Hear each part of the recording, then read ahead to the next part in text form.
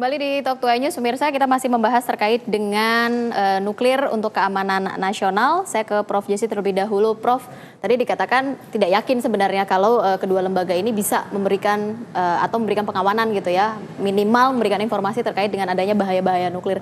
Tapi pada dasarnya sebenarnya peran dari Bapeten dan juga Bakamla ini sendiri terkait dengan keamanan nuklir itu sendiri boleh disampaikan kepada pemirsa, Prof?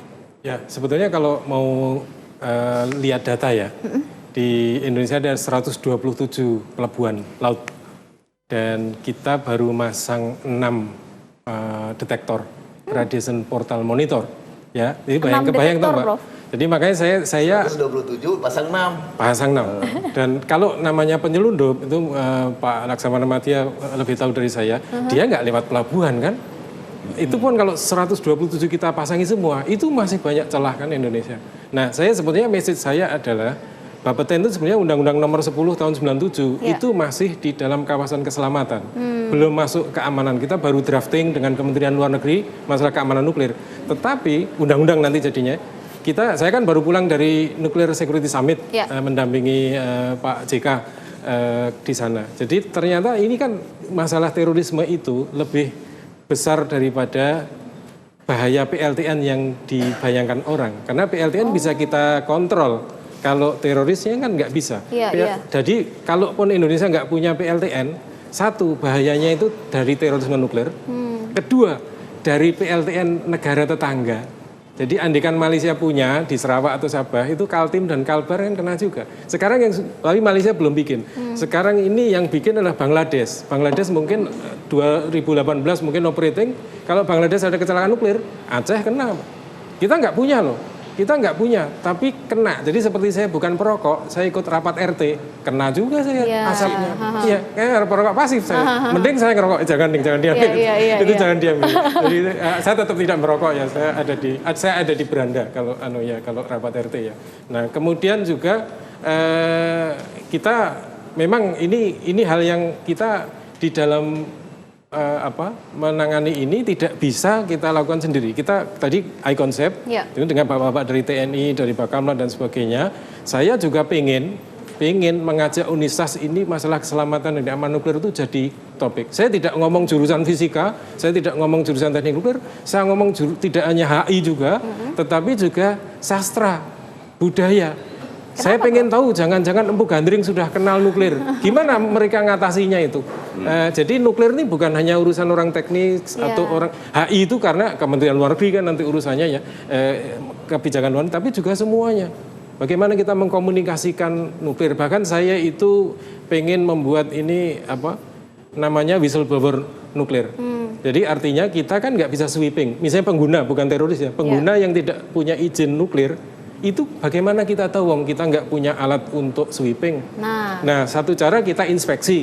Tapi kan ini ketemunya by chance. Kita harus punya mekanisme, entah memberi reward dari penduduk, dari rakyat Indonesia yang ngerti itu, dan melindungi keselamatan dia supaya tidak dibully oleh yang ini. Ini kan urusannya bukan lagi teknologi. Oke, kalau tadi Anda mengatakan ada beberapa negara sebenarnya yang memiliki dan cukup rentan begitu efeknya kepada Indonesia. Apa yang bisa dilakukan Indonesia, Prof? Kalau memang terpapar, Aceh misalkan terpapar dari Bangladesh, apa yang bisa dilakukan oleh Indonesia? Ya, kita punya pengalaman Fukushima. Jadi ketika kecelakaan nuklir Fukushima pun kita ngirim orang ke sana. Kita pernah men-scan semua orang yang landing di Soekarno-Hatta dari Tokyo. Atau dari manapun, pokoknya dari Jepang ya. Kita melakukan itu. Yang kita bisanya itu menjamin bahwa tidak ada radiasi yang bukan deteksi dini toh. Sementara ini bukan, karena alat bisanya adalah itu adalah deteksi setelah ada kejadian. Setelah ada kejadian. Kalau deteksi sini kita punya alat yang menyeluruh. Jadi nanti kalau peningkatan level radiasi, kita bisa curiga ini sebabnya apa. Gitu saja sementara ya itu. Apakah memungkinkan begitu ya disegerakan untuk kita Indonesia ini juga memiliki alat yang memang bisa mendeteksi secara dini, membantu dari kawan-kawan Bakamla juga begitu ya Pak Ari ya? Ya betul. Apa yang bisa dilakukan begitu Pak Ari? Apakah memang alat ini memang tidak diperuntukkan untuk kita di Indonesia atau seperti apa sih? Nah, sharing pengetahuan itu kan penting antara kedua pihak. Nah, kita juga masih berkembang kan, semuanya berkembang terus Pak.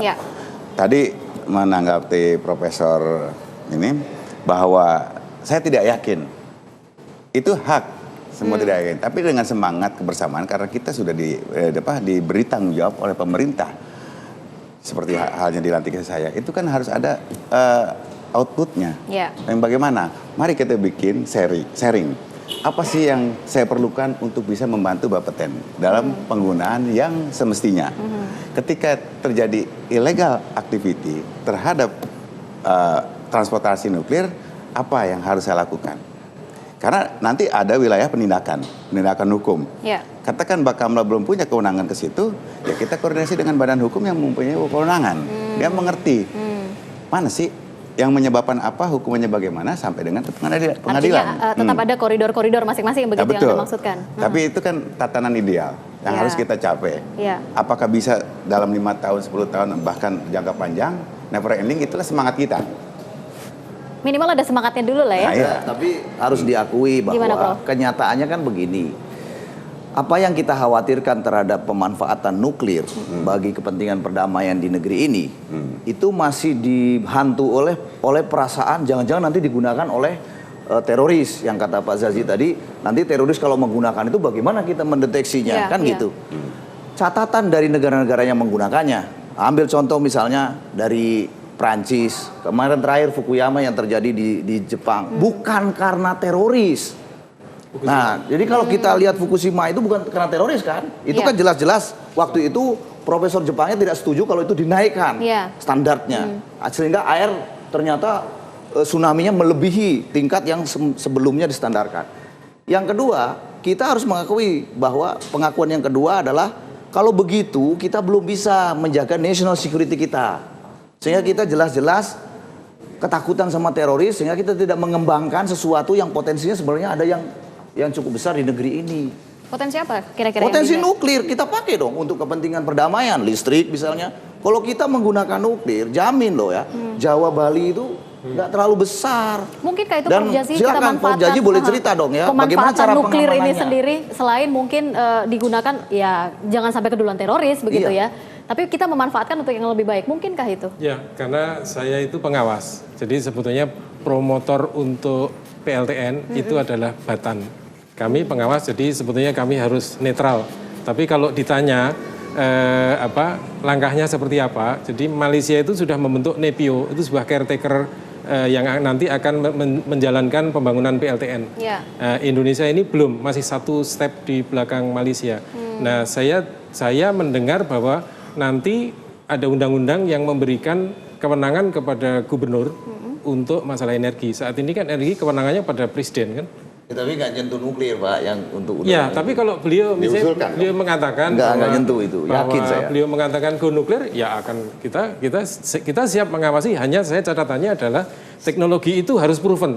Sudah pernah diizinkan di negara coba Bapak ceritakan bahwa di Badan Tenaga Atom Nasional di Serpong itu kehidupan kepentingan listriknya dipakai apa?